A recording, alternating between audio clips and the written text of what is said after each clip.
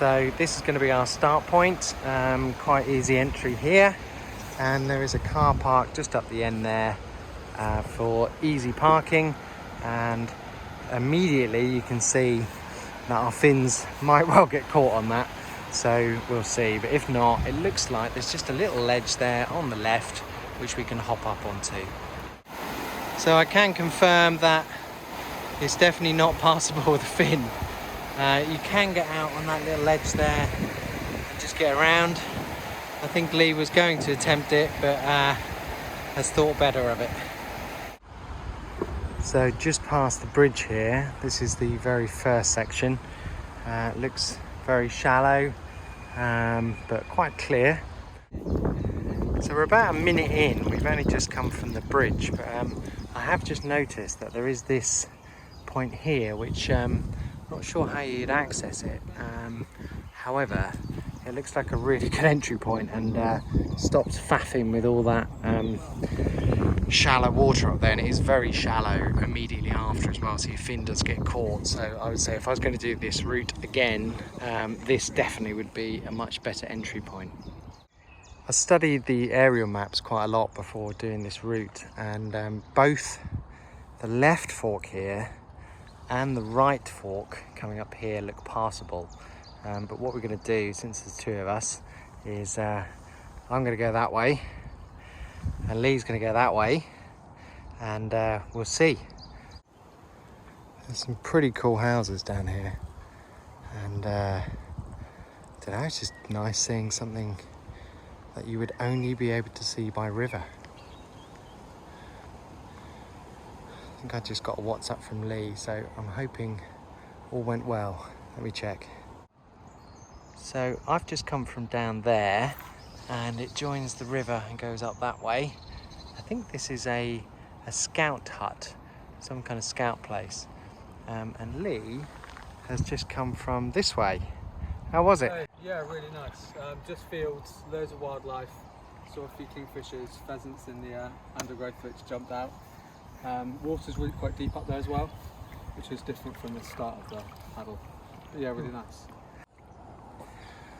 So we're coming up to the first bridge, railway bridge I believe. Lee's probably going to demonstrate now how high this actually is, but I'm including it because I wouldn't want anyone to get caught short if they're a bit nervous and don't like kind of getting down on their knees or ducking under stuff. There you go. So we've just reached Keswick Mill, probably about 45 minutes in now. Big no entry sign. I believe this is one of the ones I drove to before and checked out, and it should hopefully be quite easy just to get up and around. We shall see when we get there. So just had a really nice conversation actually with the landowner there. He said if you go back a bit, there's a sluice which you can see there, and if we just hop out and in the other side, it will go around the mill. Obviously depending on the time of year, this may not always be as easy to pass. So far so good, quite nice little flow, just carries you down. Hopefully it'll be like this all the way. It is very shallow. The landowner said the water level is actually quite low at the moment, so if this is low, that's great, because there's still a fair amount under the fin. So we come across a major obstacle here, which is someone's kindly put some wire over the river, which quite frankly is dangerous. But there you go. So we are now going to look to navigate that. We've just come from down there with all that wire, and there's more wire, kind of neck height here, so be extremely careful. And then it looks like all this is blocked as well. So the section from the wire for about 10 or 20 meters is pretty much completely impassable. However, you can just hop up onto this public footpath here, which I've just been confirmed is a public footpath by that nice runner, and then just hop in the water back there. So actually it's really easy. It's just that wire that you need to be super careful of. So we're now going through Danby Woods, which is a really nice walk actually with the dog. So the rest of this bit until the next obstacle is just really nice, easy flow, much what you'd expect from most maintained rivers. So in Danby's Wood, there is another place you could actually get in if you wanted to avoid all that kerfuffle before with the wire and light, and then you would head down that way. The only disadvantage of this location is the car park, which is way over behind me, is probably a good at least 5 minutes walking with a paddleboard and uphill, so something to bear in mind. So we're now at the A140 underpass, that's above us, and we're heading down that way. The weather's taken a turn for the worst, which I knew was going to happen today, but I was hoping it would happen a tiny bit later. Never mind. And the obligatory shopping trolley. So this isn't far past the A140, and I don't imagine many people go down here, just because how difficult it is to even get here. I think just up to the left here, you can't really see it now and this bank is too high, but I think that is the tip. And yeah, we're going to go under this rather cool looking aqueduct.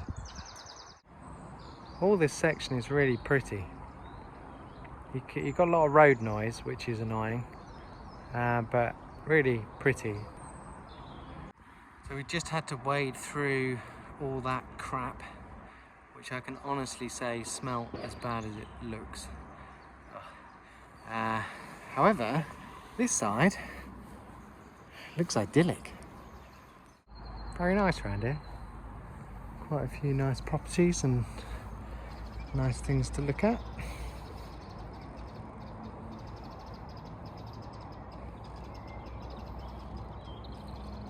So this is really cool. I'm pretty sure, from what I remember from the map, you can't get through up here at all. Just back there, you can drop down into the water, so we'll go and check that out and find our way around. As it turned out, a really nice lady that owns this mill over there came out and said, would you like to come through our garden? Which is great. However, I definitely wouldn't count on that, as nice as she is, because she said when they're not there, the gate is locked. So what we are going to do is just paddle up here under this bridge, just to see what it looks like from the other side. This is hella overgrown. Not great. So apart from going through the mill, this, I mean, you could do it, but it's not great. We're going to just traipse through this just to see if we can get a shot the other side, to see what the entry's like, because if you did want to battle that, it's good to know that you can at least get in the other side. So we've just come up to the area where you would need to get out. It's not great, is it? And then you need to get in rather haphazardly down there, and then somehow have to make it through all that utter crap in the water. And yeah, so just mind my own business. Literally just flown downstream.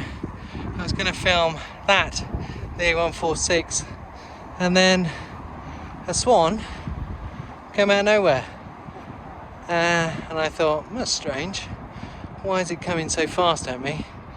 And then it just went for me. That was effing terrifying. It's still back there, look.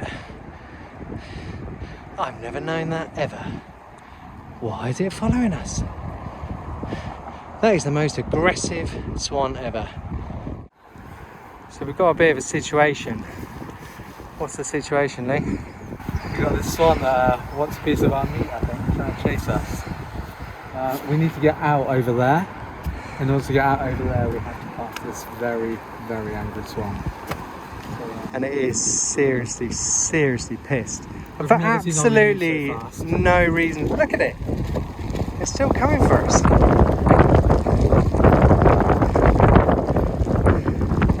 Why is it so pissed? So that's where we were. Just up there where the swan was. And this footpath just goes along the river here. So it's quite steep, but you can actually get up onto this footpath and then just walk it round, basically round here, and I'll show you the other side where you would get in. If you look at the map for this section, there is actually some waterways which seem to kind of bypass that sluice. However, they don't half make it difficult for you, and it doesn't look easy trying to get through all that. So this would be your entry point after getting out up onto the footpath and walking round. Just coming to the end of the route now, where we join the Wensum, some abandoned kind of factory and stuff up there. Not particularly pretty. I'd say, rating the whole route, I probably wouldn't bother doing it again, if I'm honest. I think the Wensum through Norwich is far, far nicer and far, far easier. But I'm pleased I did it because I had a real sense of urge to discover what it was like. So now I've fulfilled that. And the weather is turning, so it'd be nice to get back. So this is where the Yare meets the Wensum, and then just around the corner right there we'll take a left under the railway line and end up at the cut-off, which will take us to the Rivergarden. Paddle done.